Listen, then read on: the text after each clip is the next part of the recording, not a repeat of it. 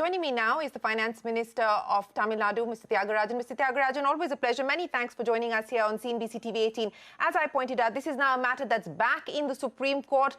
In 2013, we had seen the Supreme Court decline to intervene, saying that this does not amount to bribery or a corrupt practice under the People's Representation Act. This committee that the Supreme Court has now said will be set up to look at the way forward. I want to get your first thoughts on this revelry culture debate that the Prime Minister has talked.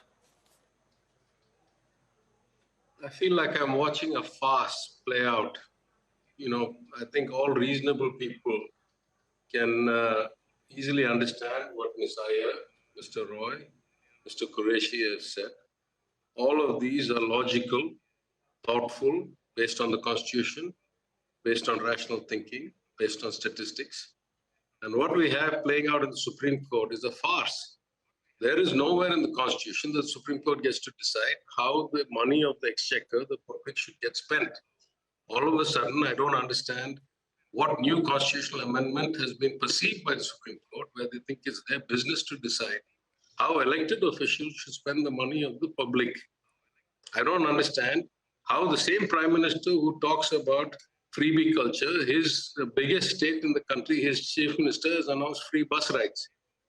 I don't understand how the same Prime Minister who talks about freebie culture being bad came and inaugurated a scheme to give 25,000 rupees per person subsidy by the ADMK government for two-wheelers to 1 lakh women. This is just pure politics trying to divert from the main issues. And any statistic anywhere will tell you that this is complete farce. There's no greater value to it than farce. It's like a bad comedy.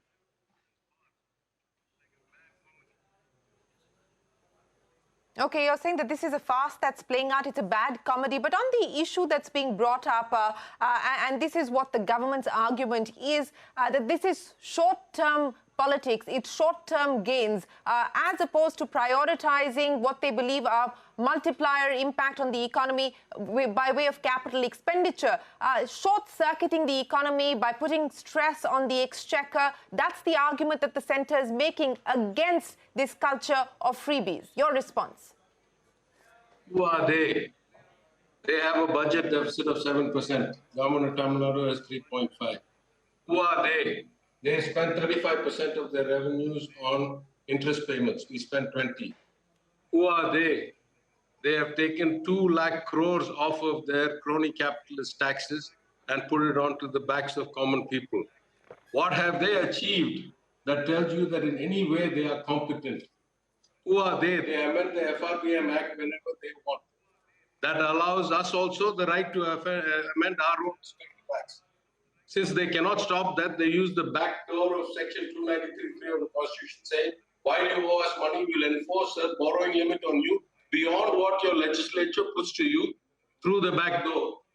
This is just dictatorial, authoritarian overreach by people who have shown no tendency, no capacity to execute anything. Now they're worried that other people are going to do well, and it's going to make their incompetence or inability to deliver look bad. So they divert the debate. Who are they? What basis do they have to say that they know better than anybody?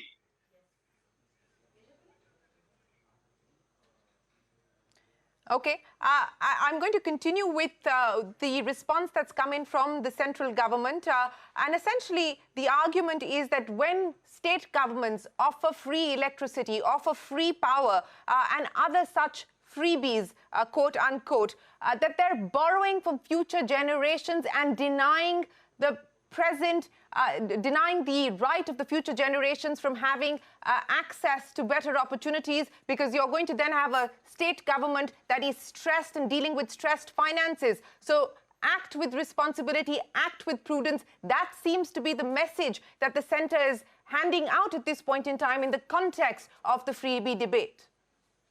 What has the centre done? In the last 7 years, the centre has more than doubled its debt outstanding.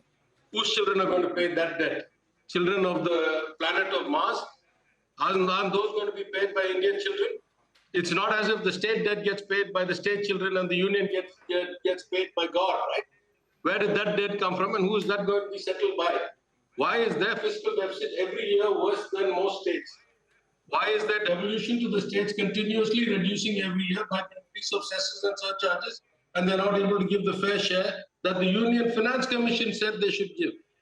I mean, it's a farce. I don't know what else to say. Here are people who don't know how to do their job, who are failing miserably at it, who have outperformed or underperformed the worst state possible, now trying to dictate to us as if they are the guardians of all that is good and right. They are the guardians of all our children and are worried that the parents are going to be profligate. The grandparents are now going to tell us how to do it right. The grandparents have been more profligate than the parents. Who are they to tell us anything? So what do you believe is the way forward, Mr. Thiagarajan, if a legal solution is not the answer, as is very clear from the conversation that we were having just before you joined us? What do you believe is going to be the way forward to settle this issue? As best I can tell, Shireen, the Constitution of India still applies. The Constitution of India, with all the amendments up till today, still applies. I don't see that there was a big lacune, there was a big gaping hole in the Constitution. The Union controls the states down to the last rupee of borrowing through 293.3. The Union can amend its act any way it sees fit. The states can amend their respective FRBM equivalent acts and still be under the heel of the Union. There is not even one hair's breadth of freedom left to the states to do things that the Union does not allow or does not want to happen. There is no room here, there is no lacune, there is no void that the wonderful wisdom of the Supreme Court needs to fill. There is no yawning gap that needs to be sorted through this committee of experts. Let the country continue to function, stop these diversionary tactics, stop this extra constitutional overreach. Nobody appointed the Chief Justice of the Supreme Court as the guardian of the people's wealth. The Constitution says the legislature approves the expenditure of money, not the Supreme Court, not the High Court. The legislature approves the expenditure of money, the legislature of elected representatives. Let them do their job.